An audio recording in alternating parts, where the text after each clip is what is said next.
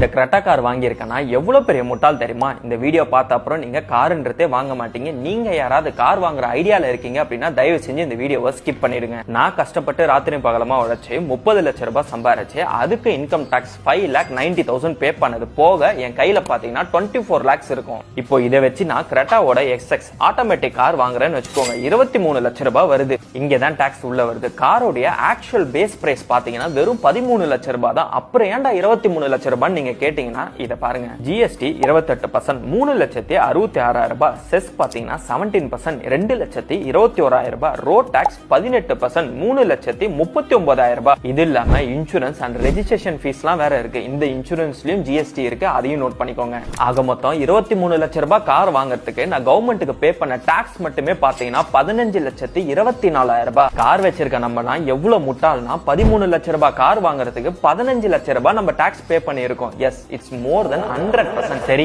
இதோட ஸ்டாப் ஆச்சான்னு கேட்டீங்கன்னா அதான் கிடையாது. ரோட்ல போறதுக்கு டோல் ஃபீஸ் அப்படின்றது பே பண்ணணும். பெட்ரோல் டீசல் போட்டா அதுல 55% பாத்தீங்கன்னா டாக்ஸாவே கவர்மெண்ட்டுக்கு போகுது. ரோட் சரியில்லாம கார் ரிப்பேர் ஆனா அதுக்கு போற சர்வீஸ் அண்ட் பார்ட்ஸுக்கும் பாத்தீங்கன்னா GST அப்படின்றத பே பண்றோம். இன்சூரன்ஸ் ரினியூ பண்றதுக்கும் GSTன்றத நம்ம பே பண்றோம். ஆக மொத்தம் ஒரு கார் கம்பெனி அண்ட் கார் வாங்கின இண்டிவிஜுவலை விட அதிகமா காசு சம்பாரிச்சது யாருன்னு பாத்தீங்க அப்படின்னா கவர்மெண்ட் தான். இத பத்தி நீங்க என்ன நினைக்கிறீங்கன்னு மறக்காம கீழே கமெண்ட்ல சொல்லுங்க.